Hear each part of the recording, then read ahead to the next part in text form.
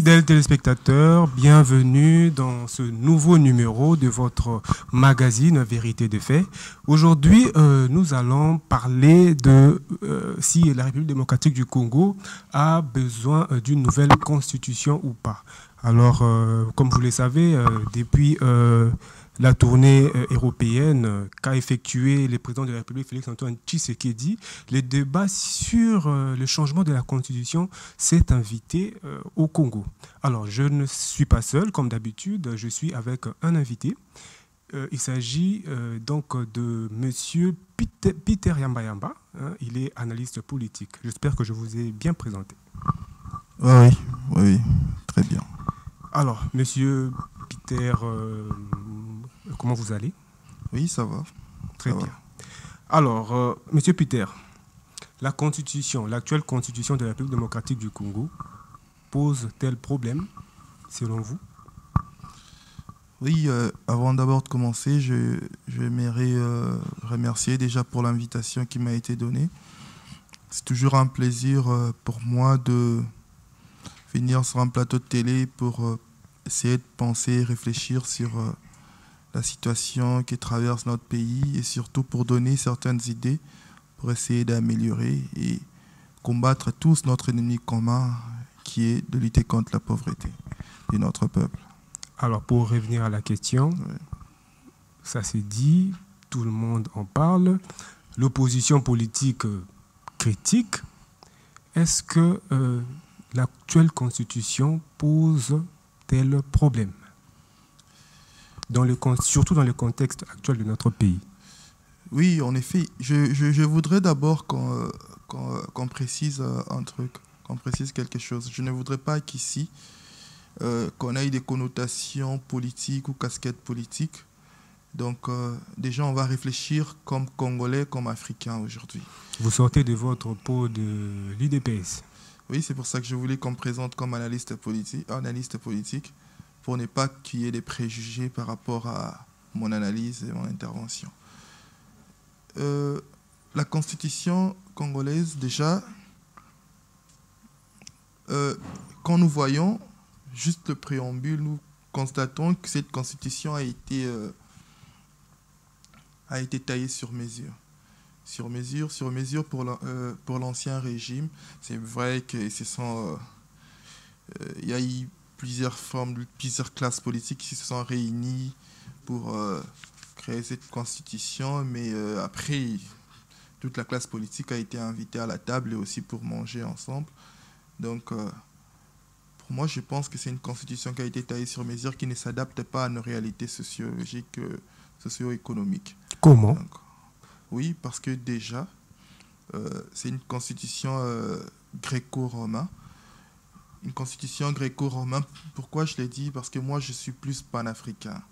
Et dans le panafricanisme, nous ne pouvons pas utiliser une constitution qui est gréco-romaine. Dans notre droit, notre constitution a été dans un droit gréco-romain et on ne peut pas utiliser cela. Pourquoi? Parce qu'on est en train de copier une constitution française, européenne. Pourtant, nous, ici, on a plus de 400 ethnies. Et eux, ils sont juste peut-être 2 ou un seul peuple. Mais on est en train de les recopier. Déjà, mais on dit... sur le point sociologique, sur le point sociologique, déjà, on ne peut pas copier cela.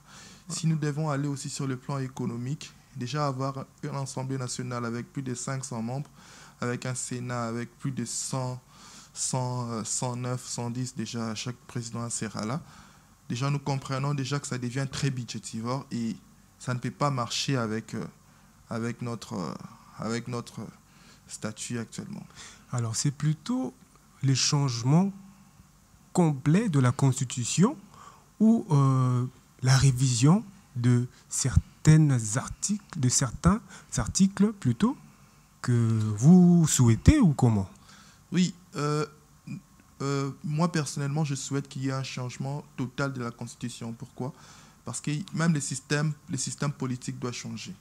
Et les systèmes politiques, on peut changer qu'un système politique et quand on change totalement la Constitution. On ne peut pas réviser aussi longtemps qu'on reste dans le même droit gréco-romain.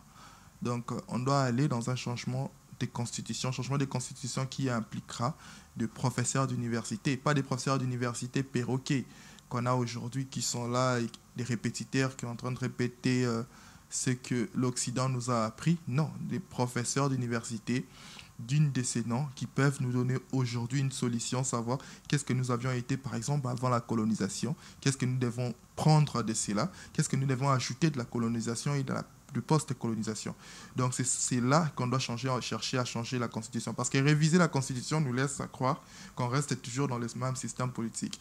Et aujourd'hui, le Congo n'a plus besoin de ces systèmes politiques. Surtout que la démocratie aujourd'hui a prouvé partout ailleurs que ce n'est pas un système de développement dans tous les pays aujourd'hui.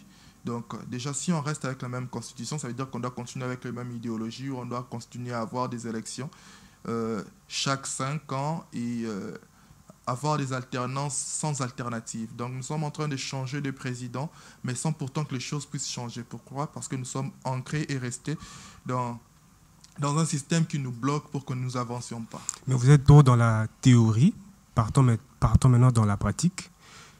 Qu'est-ce qui vous dérange concrètement? Et soyez un peu plus explicite pour que les téléspectateurs qui nous suivent puissent comprendre votre souci.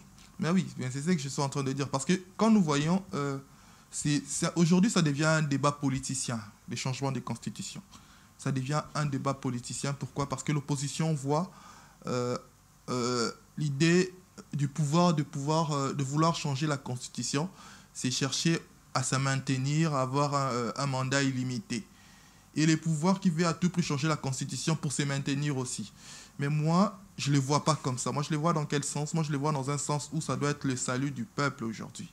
Que ce soit le pouvoir, que ce soit l'opposition, ils peuvent se réunir pour essayer de réfléchir sur cela. Réfléchir consiste à mettre des idées en place, se mettre sur une table pour dire qu'aujourd'hui, quel système politique nous devons avoir. Parce qu'on ne va pas seulement s'arrêter dans le système politique.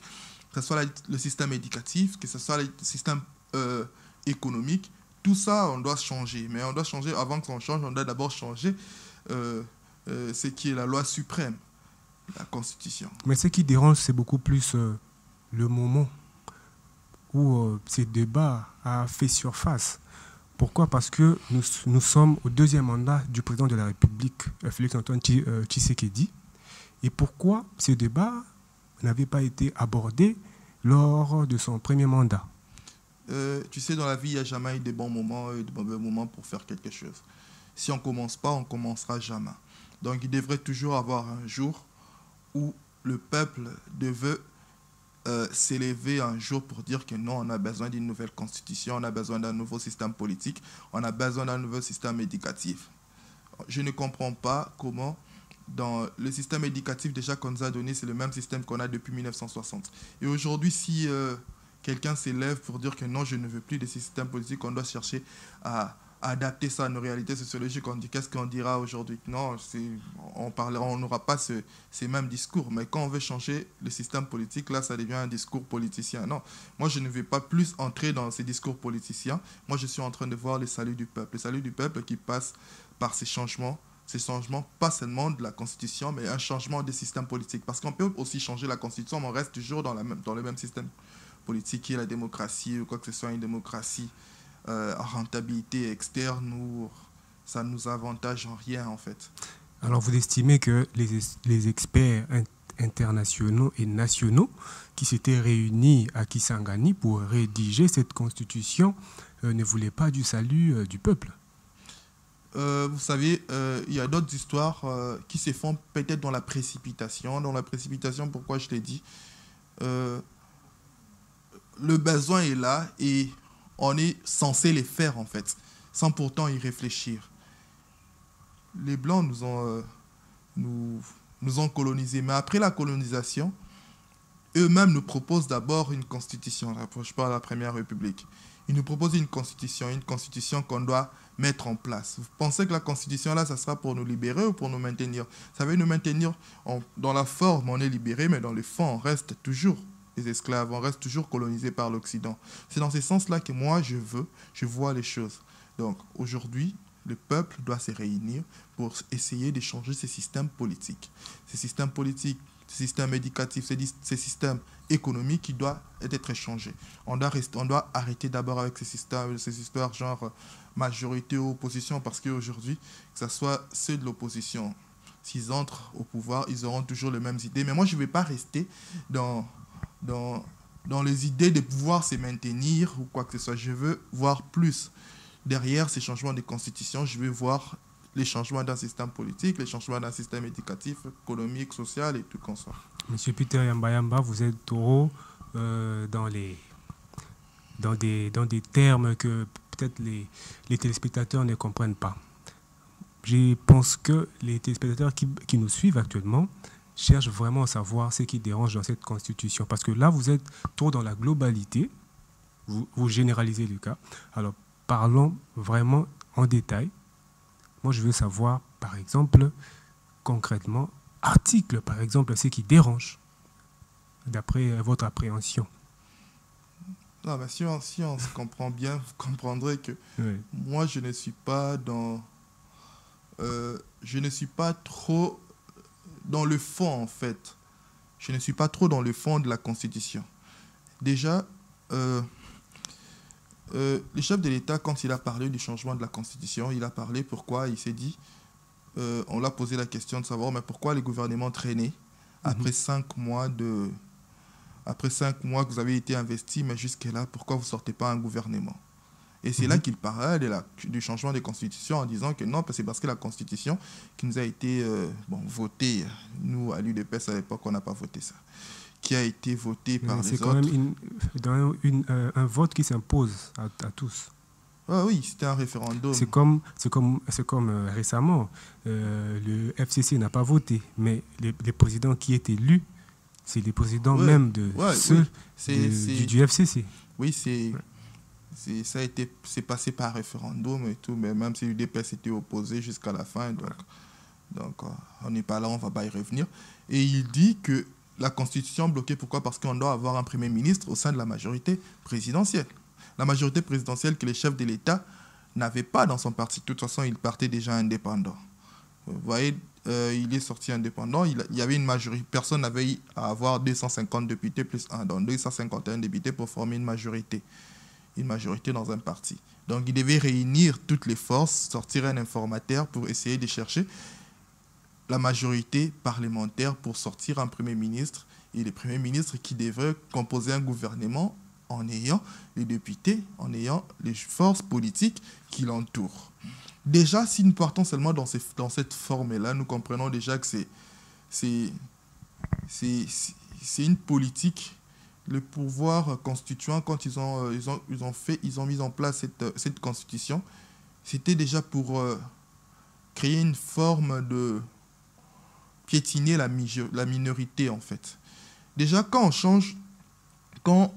on a déjà cette forme, que non, on doit avoir le gouvernement dans la majorité présidentielle, mais on crée déjà, et la CENI qui dit encore que non, qui sort sa loi électorale où on doit sortir ces systèmes d'essai.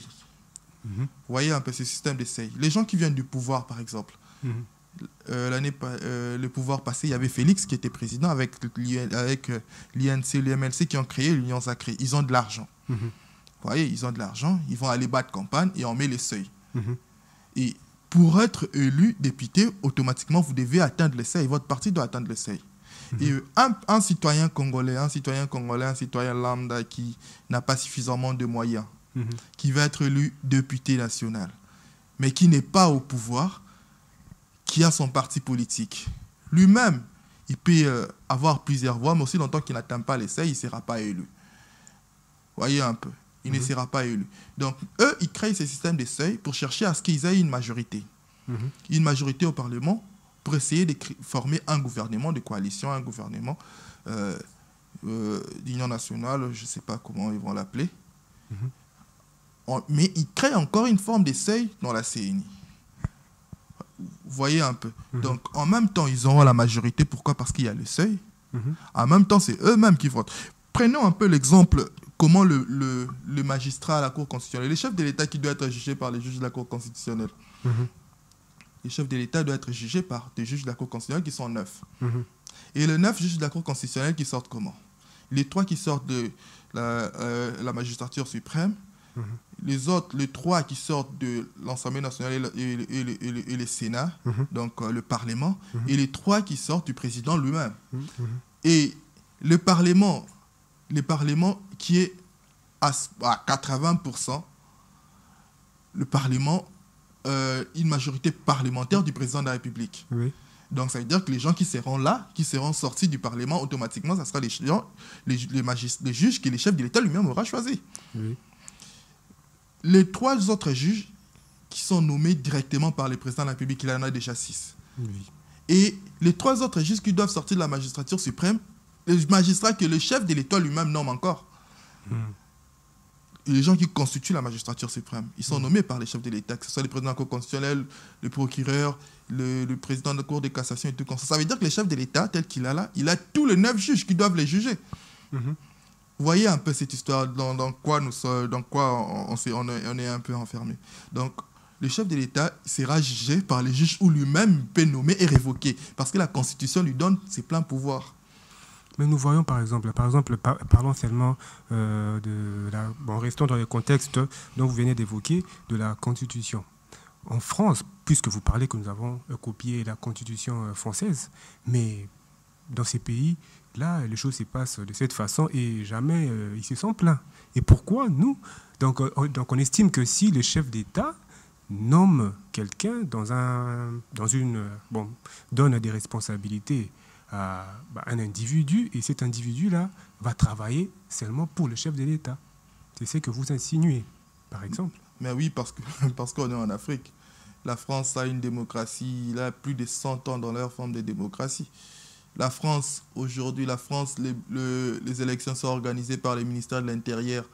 Le ministre de l'Intérieur qui est nommé par le président, mais le président qui arrive à perdre les élections. Vous pensez que ça peut se faire ici au Congo ? Et pourquoi pas ? Parce que nous avons que connu Chabani, tel qu'il est là, il organise des élections pour que Félix perde. Nous avons connu ça parce que nous avons connu l'alternance dans notre pays. Comme nous avons vu quelqu'un de la majorité perdre à l'élection présidentielle. C'est d'ailleurs cette élection-là qui a conduit l'actuel président au pouvoir. Mais oui, mais vous savez, pour qu'on arrive d'abord aux élections, il a fallu combien de temps ? L'ancien régime ne s'était pas réveillé. Parce qu'il n'y avait pas suffisamment de moyens. L'ancien régime ne s'était pas réveillé un bon matin et puis il dit que non, je les donne à l'UDPS. Hein. Non, c'est parce qu'il a senti des pressions. Il devait organiser les élections en 2016. Les élections se sont passées quand ? Mais c'est parce qu'il n'y avait pas de moyens. Il y avait beaucoup de contraintes. Il y avait déjà une CENI qui était mise en place depuis 2013 ou 2012. Mais les élections étaient organisées en 2018. Pourquoi ? Parce que même la même CENI faisait des manœuvres en faveur des gens du pouvoir. Donc, je pense que cette constitution est démodée même partout ailleurs. On comprend déjà que la démocratie, même que ce soit chez eux, même en Occident,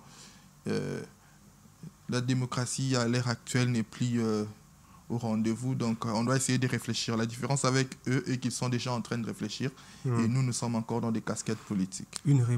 Une constitution qui prône la représentativité régionale, qui fait en sorte que les ethnies ne soient pas écartées dans la gérance du pays. Moi, je ne comprends pas pourquoi est-ce que nous critiquons cette constitution. Non, mais on peut aussi avoir une constitution avec un pouvoir, avec un système fédéraliste, par exemple. Parce que c'est vrai qu'on est en train de plaider avec ces gens de la représentativité régionale, ethnique et tout consort. Mais après, quand ces mêmes gens, ils arrivent au pouvoir, ils pensent à leur région ou quoi que ce soit. Moi, je suis tété là au Sankourou, je fais des tours là-bas, il n'y a rien. Hein. Combien de ministres on a eu du Sankourou ? Combien de ministres ? On en a eu combien ? Les gens du Bandundu là-bas, ils n'ont même pas de routes. Combien de ministres ils en ont eu ? Même des présidents de l'Assemblée nationale. Vous pensez que la représentation... Mais là, ce n'est pas avoir de route ou pas, ce n'est pas le problème de la Constitution. Là, c'est plutôt les gens qui nous dirigent. Parce que vous venez de me parler de la représentativité régionale, ça fait en sorte que tout le monde soit là et tout comme ça. Nous sommes en train de parler du changement de la Constitution pour le salut du peuple, pour le développement du Congo. Et si nous parlons de la représentativité régionale, qui est dans la constitution actuelle comme une forme qui peut nous amener au développement. Mais moi, je t'ai cité 2 provinces. Il y a le Bandundu, il y a les Sankourou, par exemple. Nous avions eu combien de ministres? Mais la représentativité ne veut pas dire que ceux qui seront à la manette doivent travailler pour leur province. Non, mais c'est parce que si on te nomme ministre, ce n'est pas pour ta province. C'est pour te dire maintenant qu'il y ait représentativité régionale ou pas, ça ne nous amène pas au développement. C'est juste pour qu'il n'y ait pas de frustrés. C'est pour ça qu'il y a une forme de représentativité régionale. Mais aujourd'hui, nous ne pouvons plus parler des questions, nous ne pouvons plus parler de questions de représentativité régionale parce qu'il y a même des gens qui sont au sud Kivu, ils sont tous du sud Kivu, mais entre eux déjà, ils ne s'entendent pas. Quand on nomme quelqu'un du sud Kivu, ils disent que non, il y a Bimi et pas ça qui va dans une autre tribu et nous, on n'a pas eu. Vous voyez un peu. Donc, on a plus de 400 ethnies, on ne va pas satisfaire tout le monde. Oui, mais là, ce n'est pas le problème de la Constitution. Oui, on va pas satisfaire... C'est plutôt, il y a un travail qui doit se faire au niveau de l'exécutif national. Le travail qui doit se faire et que nous devons changer une Constitution. Et la Constitution qui doit s'adapter à nos réalités sociologiques et économiques, qui doit nous amener au développement. C'est ça la Constitution que nous devons changer. Je te donne un exemple, parce que toutes les constitutions que nous avions eues aujourd'hui jusqu'à la Troisième République ici, toutes ces constitutions nous ont été proposées par l'Occident. Je te donne... Comment ça? Oui, nous ont été proposées par l'Occident. À chaque fois que nous entrons dans des commissions pour aller essayer de créer une forme de constitution, il y a toujours des blancs, il y a des ambassadeurs qui sont là, qui viennent avec des propositions. Vous pensez qu'ils dorment? Non, mais ce sont des propositions que nous... Ils viennent avec des propositions qu'on reste dans les droits gréco-romains. Oui, mais si c'est quelque chose de bien, ça apporte du nouveau. Pourquoi ne pas le prendre? Pourquoi les pouvoirs constituants ne s'est pas référé pour savoir qu'est-ce que nous étions d'abord avant la colonisation? Qu'est-ce que nous étions avant la colonisation? Parce qu'aujourd'hui, la science le prouve, que si nous rentrons en arrière, nos grands-parents avaient déjà leur constitution. Il y avait, oui, au Mali, il y avait déjà un système politique. Au Ghana, il y en avait déjà, à l'époque même avant. Chez nous, il y avait quoi? Oui, nous avons des royaumes Congo ici, des royaumes Luba ici. On peut avoir des historiens, ils viennent, ils puisent. Parce que vous savez aujourd'hui, on peut tout faire, mais on ne peut pas changer l'homme en fait. Nous sommes la réponse de ce que nous avions été depuis. Par exemple, je te dis, les Européens, je te donne un exemple banal. Les Européens, par exemple, tu vois un homme blanc, quand il se met en couple avec une femme, c'est difficile que l'homme blanc trompe sa femme. C'est déjà ça, ils sont comme ça déjà de leur nature, qu'ils soient chrétiens ou pas. Qu'ils soient chrétiens ou pas, qu'ils soient païens ou pas, les blancs, je parle de l'homme blanc, les blancs trompent difficilement. Mais l'homme noir, déjà, qu'on a vu, ils ont déjà été des polygames depuis. Et puis après, on a banni la polygamie aujourd'hui. On veut chercher, non, on ne peut pas être polygame, ça devient un truc, on ne peut pas en parler. Et tout le monde commence à faire l'effort de devenir, d'être fidèle à sa femme. Mais parfois, il retombe toujours. Pourquoi? Parce que c'est dans le sang. On ne peut pas avoir une constitution aujourd'hui sans pour autant consulter ce que nous avions été avant. Prendre les côtés positifs de ce que nous avions été avant et l'amener et mélanger parce qu'il y a quand même une situation moderne qu'on doit mélanger ensemble. Donc, la constitution qu'on a aujourd'hui, ça ne s'adapte en rien dans notre réalité sociologique. En rien. C'est pour ça que vous voyez à chaque fois qu'il y a élection, il y a toujours des problèmes, il y aura des problèmes. Les balous babasé au Canada, les Baswahili ne s'entendent plus, vous avez des guerres tribales et tout consort. Pourquoi? Parce que cette constitution ne s'adapte plus à nos réalités sociologiques. Donc nous passons des alternances sans alternative. Maintenant, parlons du moment, l'opportunité. À quel moment pouvons demander à notre Parlement de s'asseoir pour travailler sur la question? Moi, je pense que l'opposition actuellement, parce que même ceux-là qui sont dans l'opposition savent que cette constitution ne va pas nous amener au développement. Mais ils veulent juste pas en parler maintenant parce qu'ils se disent que ça va amener au chef de l'État d'avoir un pouvoir illimité et tout. Moi, je pense que la meilleure proposition que l'opposition peut donner, c'est oui, on accepte qu'il y ait changement de constitution, mais le chef de l'État, tu ne te représentes pas. Voyez un peu. On reprend à zéro. Est-ce que vous voyez que ça sera possible? Non, mais moi, c'est ça que je pense que si on aime ces pays, c'est ce qu'il doit se faire. Parce que cette constitution ne va pas nous amener au développement. On va avoir un nouveau président, on sera toujours on fera toujours la même chose. Donc, des alternances sans alternative. Parce que si on voit bien, à l'époque coloniale, de l'époque coloniale jusqu'à aujourd'hui, on est en train de régresser à la place de remonter. Donc, les choses, au lieu que ça avance, les choses sont en train de s'encourber encore. Donc, la proposition que l'opposition peut donner à la majorité, ok, c'est bon, on va avoir une nouvelle constitution, mais le chef de l'État ne va pas se représenter. On va aller, nous tous, on va reprendre à zéro. Mais est-ce que la voix de l'opposition aujourd'hui peut être entendue au sein du Parlement? Nous avons une opposition qui représente moins de 20%. Non, mais le changement de la constitution ne dépend pas du Parlement, ça dépend du peuple. Ça dépend du peuple parce que c'est le peuple qui l'adopte par référendum. Donc, c'est le peuple qui doit choisir si aujourd'hui on doit changer la constitution ou pas. Et la commission qui se fera, ça ne dépendra pas des classes de pouvoir politique, de la force politique ou quoi que ce soit. Non, il y aura la société civile, il y aura la majorité, il y aura l'opposition, il y aura les hommes d'affaires. Donc, ça sera une commission mixte pour tout le monde pour essayer de changer ça. Donc, ça ne dépendra pas de l'Assemblée nationale. Si on veut une révision constitutionnelle, là, ça dépend de l'Assemblée nationale. Ça dépend du Parlement. Mais les changements de constitution ne dépendront pas d'eux. Alors, maintenant, sur toujours l'opportunité du changement de la Constitution. Ici, j'ai devant moi l'article 219 de cette Constitution, donc il dit qu'aucune révision ne peut intervenir pendant l'état de guerre, l'état d'urgence. Alors, ce qui veut dire que tant que l'Est sera dérangé, tant que les Congolais seront tués à l'Est, on ne peut pas parler de ces changements de constitution. Non, mais c'est pas. Pourquoi pas? C'est pas. Pourquoi? Mais voilà, puisque nous sommes en état d'urgence. Donc, en état d'urgence. Dans l'état d'urgence a été décrété depuis un bon moment. Et c'est à cause de la guerre.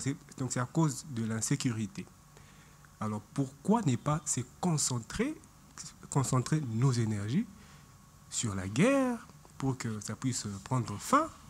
Et voilà, après, parler de cette révision de constitution.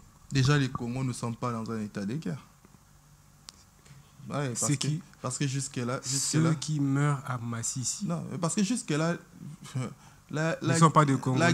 La guerre, on la déclare. Le chef de l'État vient, il réunit l'Assemblée nationale, le Sénat, le Premier ministre et le Conseil de défense et tout comme ça. C'est là qu'on déclare la guerre. Et ce qui se passe là-bas, sur ordonnance du chef de l'État. Jusqu'à-là, ce qui se passe à l'Est, c'est quoi? Ce qui se passe à l'Est est qu'on est agressé. Voilà. Mais on n'a pas encore déclaré la guerre. On est agressé, on se défend. Il y a une différence. Les M23 nous agressent, les FARDC se défendent. Et pour qu'il y ait guerre, le chef de l'État doit signer une ordonnance déclarant la guerre.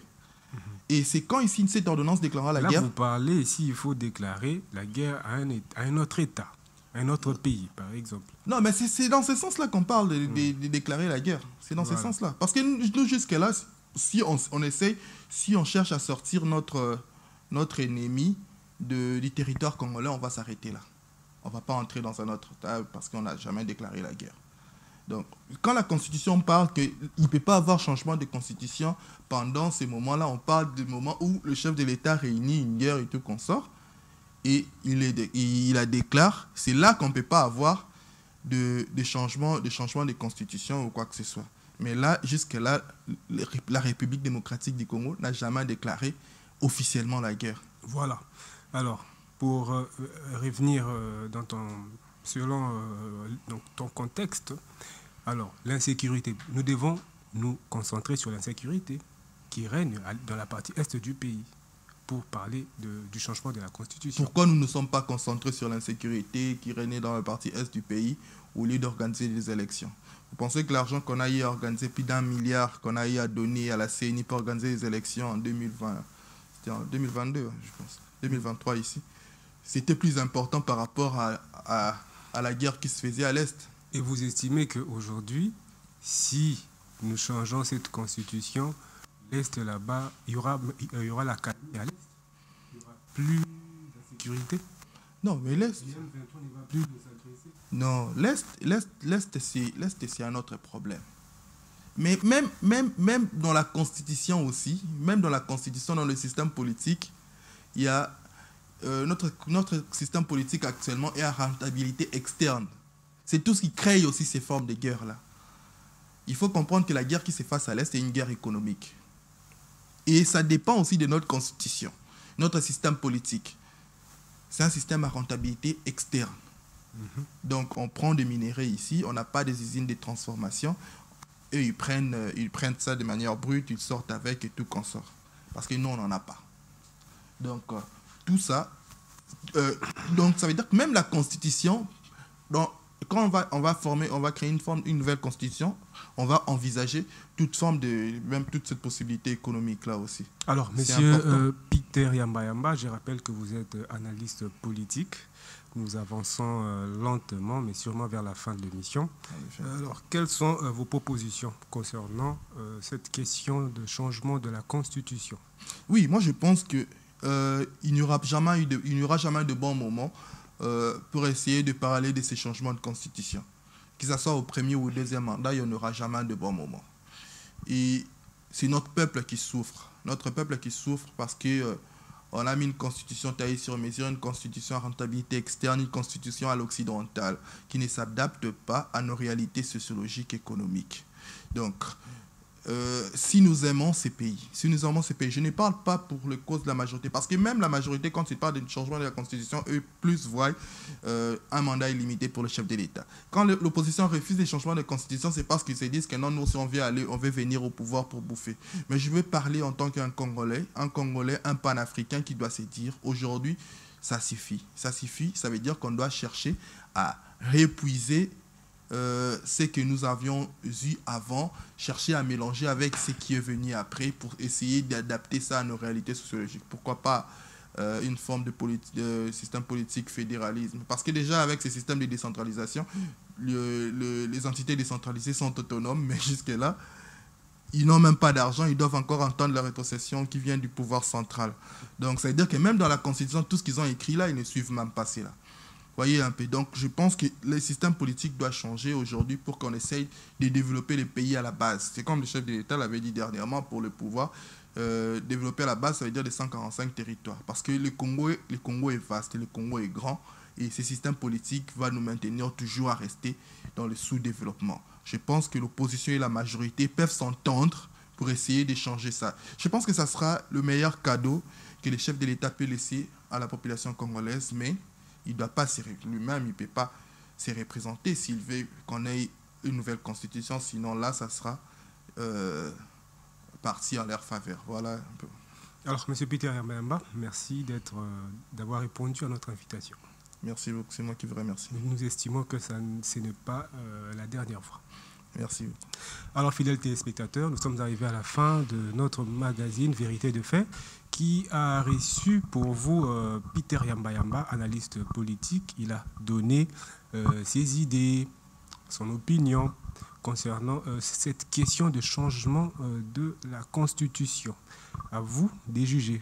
Alors, comme nous sommes arrivés à la fin, je vous dis déjà au revoir et à la prochaine. Merci, au revoir.